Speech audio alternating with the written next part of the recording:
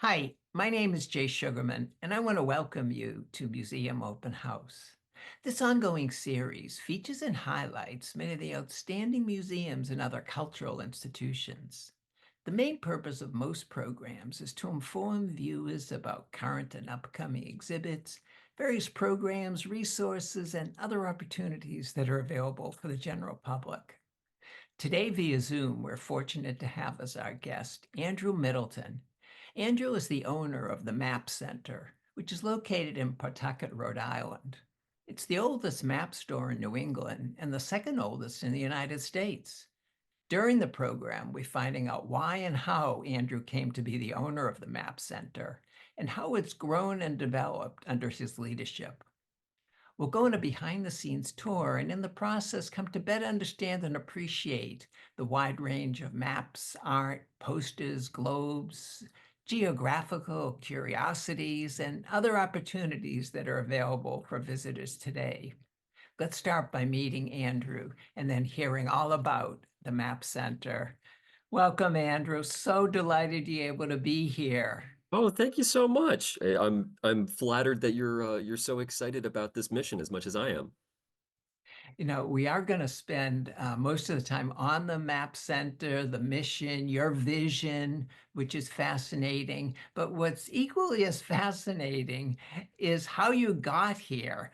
Could you briefly start by just sharing a little bit about your background, Yeah. professional interest, and how you made your way from California to Pawtucket, Rhode Island? Oh yeah, yeah, absolutely. I mean, it's a story that I've gotten a lot of mileage out of. That's a little cartographic humor. So I grew up in central New York. I went to school at the University of New Hampshire, and I studied environmental conservation. And one of the reasons that I was really interested in conservation, I still am, is that I love that it never required that I specialized too much. You know, I got to learn a little bit of chemistry and a little bit of biology and a little bit of statistics and law and policy, and I loved not having to decide. And of course, when I graduated, I had done such a good job of not deciding that I was perfectly unemployable at all of it. But I had taken one class in geographic information systems, which is mapping with computers. I had been aware of the field in high school, and I knew that it was something that I wanted to try. But I still only had like that one introductory course, and um, graduating just a couple years after the Great Recession, I was just kind of trying to ride that one class from one opportunity to another. I rode it across the country to the Bay Area, um, where I actually applied to jobs in California while on the East Coast, pretending that I was a local applicant when I really wasn't. I lied on my resume and I put my friend's San Francisco address. I got a job over the phone. I drove across the country. I worked contract to contract and um, a couple interesting assignments like Apple Maps for a little while, Pacific Gas and Electric, one of the largest utility companies in North America.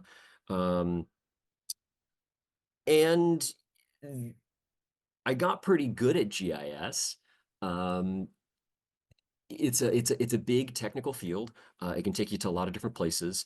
The turnover was pretty challenging. I'd work someplace for a while, and then the engineering department would turn over or something like that. And it was kind of an exhausting field to be a part of for a long time. And in the spring of 2023, just about 2 years ago this week, really. Hmm. Um, I saw an article in the Providence Journal that was floating around on Twitter among all of my map nerd friends. And there was this story about this gentleman, Andy Nosel, who was the third owner of the Pawtucket Map Center in Pawtucket, Rhode Island. And he was making this kind of absurd offer. He said, if you send me an email about why you should run the Map Center, I'll give it to you. And like, I had no immediate plans of moving back to the East Coast. Um, like my parents grew up nearby here. My parents met at Dean Junior College in Franklin, Mass. So like this area has never been like too unfamiliar to me, but like Mhm. it was never like um a part of the world that was calling me back, except for this like one crazy thing. And I sent him an email, and I figured, he'd probably say no anyway, so like I'll just send it out, and I'll make a decision if I have to. And he called me out on it. And then I had to make a decision. I flew out to check out the store, and I met Andy, and I had some ideas for, the kinds of things that I would do if I was crazy enough to actually take up the offer. And I said yes, and I shook his hand, and I flew back to the West Coast, and then I proceeded to have like a 6 month midlife crisis, trying to decide if I actually wanted to do this. And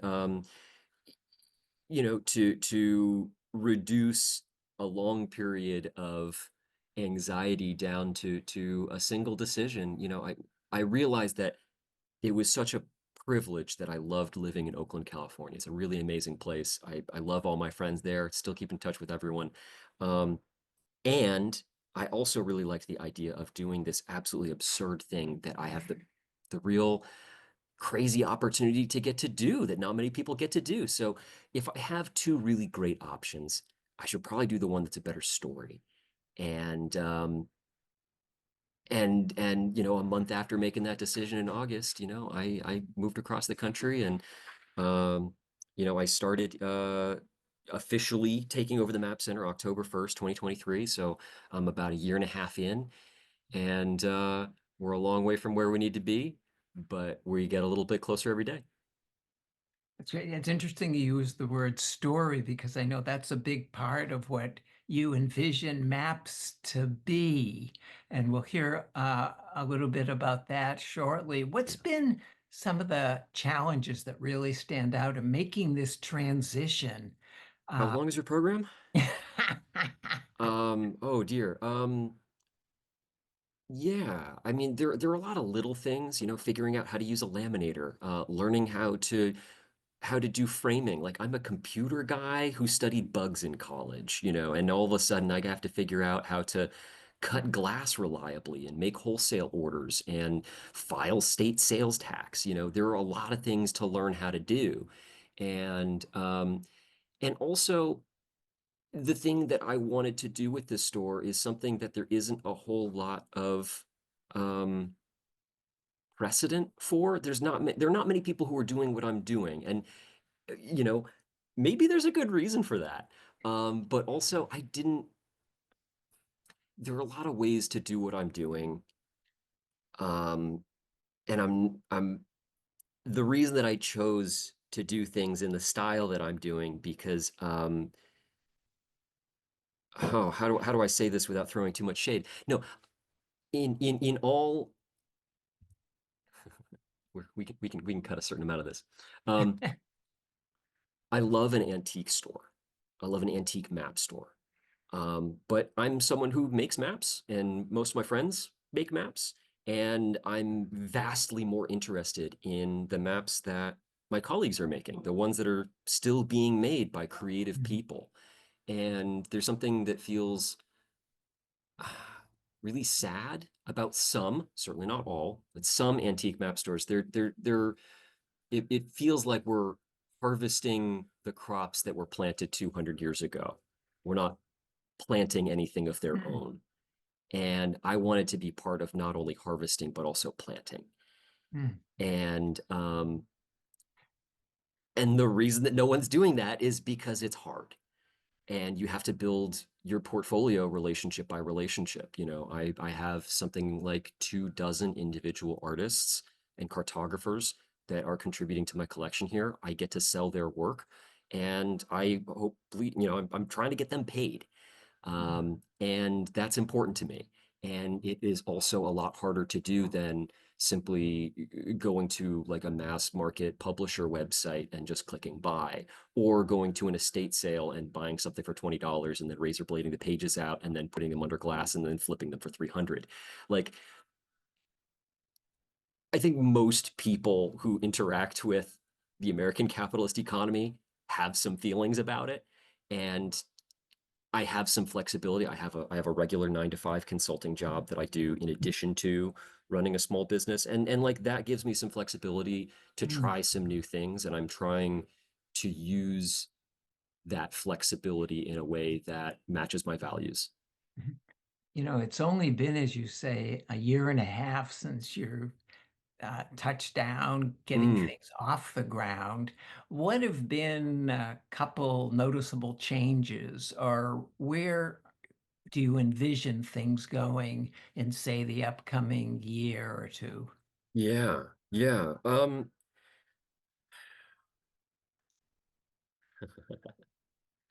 Yeah, there have been a lot of changes. The first one I think is that I want to first put some respect on the name of my predecessor, Andy Nosell. I mean, he ran the business from, I think, I should know these numbers offhand, and I don't. It's like 1982 to Wow. 2023. Wow. And he bought a house and raised a family and was like a real, like, kind of a, how do I want to put this? Like he's just like a known character in Pawtucket and Providence. And I can I see. still get people saying, "Oh, you run the map center, the one on North Main Street," and like it hasn't been on North Main Street in 7 years. Um, but like even people who were not regular customers knew it, you know, and I think the community was really proud of it, and they're proud of Andy. And so one of my challenges was to take the business that Andy had worked to build up, not just preserve from the folks that he bought it from, but to can build off of that, um, and do so in a way that is like financially sustainable in 2025. Mm. The business model that works in 1995 is irrelevant in 2025. Like our relationship to maps is completely different. The tagline for Andy's business was "Maps that help you." And I think that's a fine tagline. I think maps can help you. I think maps should help you. And the reason that people are interested in maps today is not because they have a specific problem that they want to solve. It's because they think that maps are neat and that Mm. maps are items of curiosity. And as we mentioned earlier, and because they have a good story, I think the intrinsic value of a map is greater than their instrumental value. And um, and another really important aspect here is that the largest corporations on planet Earth right now are giving away information. Mhm. And if they're giving away information, it's probably not a great business plan to try to sell that same information. Mhm. So I have complicated feelings about Google Maps and Bing Maps and Apple Maps. I think they're mostly pretty darn good products. I use them as a regular part of my moving around the world. Um, but the things that I sell, I do not think are competing with that product. Um, Speaking of that, how do you approach curating maps hmm, that challenge what I think you're referring to, those traditional narratives? yeah, yeah. So this is the part where it'd probably be good to I'll have to send you some files that you can edit into the conversation. One of my favorite maps, and this is one of like the earlier maps that I was able to bring into the business. Um, there's a wonderful organization called the Decolonial Atlas, and it is a mostly online community of indigenous folks across North America, and they're making maps from an indigenous perspective.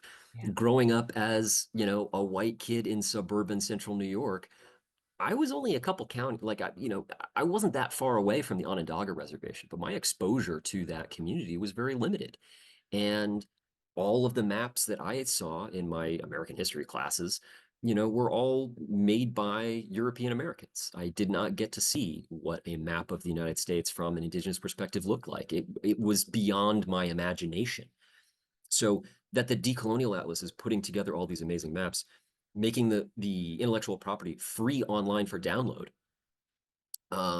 is just such an incredible resource. And I started a conversation with them and said that I have access to these large format printing machines. Um, you are trying to get your message out. You're trying to get your worldview out. I can help you distribute it. I can make it like leak into the real world. You know, if people are interested in what you're trying to do, but they want like an actual physical map, like I'll do the printing, I'll do the shipping, I'll do the e-commerce part. And this is me practicing, hopefully Mhm. for the future, but like this is me trying out being a publisher. Mm, And and the Decolonial Atlas put together a really incredible map called Turtle Island Decolonized. And the premise is that it's North America from an indigenous perspective, and it is rotated 90 degrees. And I love holding this map up for people and say, have you ever been to Turtle Island? Is that a place that you recognize? And they're like, oh, is that in the Caribbean somewhere? Like where is that? And then you just this little rotate it 90 degrees, and all of a sudden it's the same North America that they've seen in maps that they're familiar with. And it's just that 90-degree difference is really powerful. And you see people going, oh, okay, I get it now. And all of the labels on this map are of the place name in the local indigenous language, mm, which mhm, is never going to make everybody happy. You know, tribal territory was fluid and it changed over time. So, you know, it's not comprehensive. It's not designed to be. No one pretends that it is. Um, but it's one important perspective that most folks in the United States do not get to experience. for And sure, I sure. love being the person who can introduce people to that. So I love a map that melts your brain a little bit. What a nice way to put it. You know, for those who haven't had the opportunity to make the way to the Map Center yet, could you just give us a brief overview of some of the features that stand out and that you're trying to build up and expand upon? Yeah, yeah. One of the things that I really felt strongly about when I started working working here, I started owning it, is there are very few like brick and mortar map stores that you can visit. And like growing up, like the places that I begged my parents to take me were places like the Discovery Channel store at the mall. You know, I liked even if I didn't buy a whole lot of things there, they were just like good places to explore. And the fact that the Map Center is one of only two, as far as I can tell, contemporary map stores in the United States, the other one being Metzger's Map in Seattle. Um, I really wanted to prioritize what an amazing space this is, what a good place this is to come. This is a place about places. Mm, Um, so um, it does look a bit like a bomb went off, and I try very hard to organize things. It's a bit of a losing battle. But I have a number of older maps on display. I have a number of framed pieces. I've got a great map of Boston from like 1890. I've got a lot, every square foot of wall space is taken up. But I also have bookshelves filled with all kinds of like atlases, books about geography, books about cities, transit lines, subways, railroads. I have kind of a workshop space. One of the things that I'm kind of worried about for long-term sustainability is like I've got a little bit of a workshop, I've got a little bit of a gallery, I've got a little bit of a museum. I'm trying to do all of it at the same time, and I kind of wonder like if I want to do any of those really well, I might have to start making decisions. And I think as I've alluded to early, I'm not always great at that. So um, yeah, we're a little bit of everything. We're kind of marginal at all of them. But it's a well, but it's but it's a good combination. Like you're well on your way. all of those things complement each other. You know, someone can come in and look at something on the wall and decide that they like something kind of like it, or that it tells a story or reminds them of something that maybe that thing that they're looking at isn't 100% it, but like maybe I can say like, well, I can print something in 20 minutes that might do the thing that you want it to do. Mhm. And if you come back 2 weeks later, I can have it framed and ready for you to put on the wall. And until then, if you want like a book about the best hikes you can do with your dog in southern New England, like you can take that in the meantime. So it's eclectic. It's a little weird. I've got stuff you're not going to see anywhere else. I have a lot of maps that are made by really talented people that only sell their work otherwise online. Huh, And so, interesting. again, like I don't think of Google Maps as my competition. I really think of my competition more as like Etsy. Mm, or like an yeah. online retail space. Mhm. Um, You, as you know, Andrew, you've mentioned you'd like more artist or community-driven collaborations. yes. What are some of the projects you have in mind? Oh man, I'm really painting an autobiography here, but I have having new ideas has never been my limiting factor.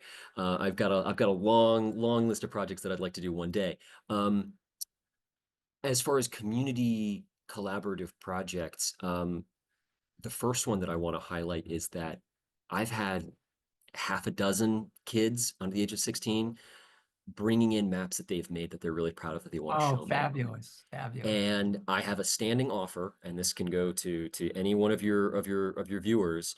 Um, I will laminate any piece of artwork that you produce, and this is an offer for kids. Um, if you give me a map that you've made that's signed by you, and as well as as you give me permission to display it at the map center. So if you like to show off your kid's map on your home refrigerator, this is the best refrigerator you could hope for. I want to put that creativity on display. I think it's important part of my message and my goal here is that like I want people to be skeptical of maps, but I also want people to feel empowered that like very trained, specialized, interesting, educated people have been making maps, and also people with no more qualifications than you have made great Mm, maps. And all maps are a little bit wrong, which means that like your maps, which will inevitably also be a little bit wrong, fit right in. So there's a wonderful local cartographer, George Madison, who was a U.S. Forest Service employee in the 1930s, 40s, and 50s. Um, Rhode Island native son. When he was not fighting fires or being a ranger, he was making maps, and he filled them with all kinds of wonderful marginalia. You know, like they're little cartoons that are so fun, and they're like such a moment in time. They have so much character. Are they good maps? I mean, they're not professional. Um, but the fact that they have so much character and they represent the place so well, they're mhm, some of my favorite maps of Rhode Island. Um, so I, that sort of like folk cartography, I think, is really important. Um, uh, I have a wonderful book called Cemetery Maps, and it's a mm. collection of maps of cemeteries um, from around the world, mostly the United States. Swan Point in Providence is in there twice. The book is by Amy Martin, and it looks like a zine, looks like a comic book, Ah, and it's people are interpreting really important places to them, places that have like real strong emotional anchor to them, and trying to show a stranger why that this place is important. And it's such a beautiful project, and it's that kind of energy that I'm trying to cultivate. Um, as far as other community projects, this one's been on the back burner for a long time, but I had this idea of global tourism maps that are made by people who live in tourist towns, but are told from the perspective of the local and are not intended to show you where the best beach is or where the best mm, underrated bar is. You know, it would be a map of I grew up in this place that other people think of as a vacation destination, but for me it was just home. mm. And I wonder what maps like that would look like. And so I've been sort of passively inviting people to submit. If you happen to live in a place that you think of as a tourist town, Yeah. however you Oh, define that, I would be so curious to see what that would be like and interesting idea create an for anthology. sure. Do you envision school visits, workshops, those type of endeavors? I've had a couple of homeschool groups come in, and they were so much fun. They were really great. I think this space can handle about 30 people, and that's kind of pushing it. So, you know, a larger school group is really kind of at the limits of what I could do. But I have taken the show on the road. I've gotten to visit the Croft School in Providence. I had the great privilege of working with my older sibling, Margaret Middleton. Margaret is a museum exhibit designer and has been going to the New England Museum Association conference for years, and they invited me along to do a dual presentation for the NEMA conference in Newport, Rhode Island in November. And so we got to do like a fun kid-friendly activity, but for museum nerds, and it was just so much fun. Oh, that's great. So part of the way that I'm envisioning being a more active member of the community is, more stuff made by young people. I would like to do some workshops for like modern computer map making because that's kind of my bread and butter. Um, Talking to educators about how to read a map like a cartographer. Mm. Um, and maybe if I make some modifications to the space that I have in the future, I would like to have more um, kid-proofed spaces that are more appropriate for visitors of all ages. Like right now, parents come by with their small children. I love it. That's great. If there were like more than 10 of them, I think something's likely to get broken. Yeah. So Understand. that's You know, that's the 2-year plan. fabulous, fabulous. In closing, what's been some of the reaction and feedback from visitors, the community, about your presence in the Map Center and where things are headed? Yeah. I had a strange moment in December when I wrote a tweet on Blue Sky that went kind of viral. Um, and I went from being the holder of a torch that had been carried for a very long time to someone who is doing something genuinely different. I think that was sort of a moment of inflection where it wasn't just oh, he's just took over from the old guy. It's like, oh no, he's actually doing something different. Mm. Um, and whenever you get that kind of attention online, like the cardinal rule is like don't read the comments. Right, right. And I read every one of the comments, It's hard not to, yeah. and they were all good. They were all lovely. And I think a lot of people like maps in the same way a lot of people like bird watching. There are like a handful of people that are real into it. There's some people that will get like a $600 pair of binoculars and, and a 3-week trip to some exotic island just to see Mm. a particular bird. But like most people just kind of like birds. There's no real like anti-bird lobby. Um, and in the same way with maps, you get a handful of people that are real obsessive, like into it. And I love talking to those people. But like most people just think that maps are kind of cool. For sure, for sure. I And that the fact that it's a place that you can visit, like you can Google maps, not just with Google Maps, but you can Google image maps. And there are a lot of great websites and resources where you can do that. There are a lot of great libraries and state archives like that exists. It's been there. It's always been available. Um, but to be able to go to a place and see it is really special. It's a very different kind of experience. When the world is online, the analog becomes novelty. And the fact that I have a sort of obsessive fascination with a certain amount of energy that I think other people can kind of pick up on and roll with, Most um, definitely. then yeah, it's one of those things that like I don't think many people were like actively yearning for in their community. I don't think anyone was like, shucks, if only there was a map store in my Yeah. house, in my neighborhood. Um, but like now that they know that there is one, they've got to come.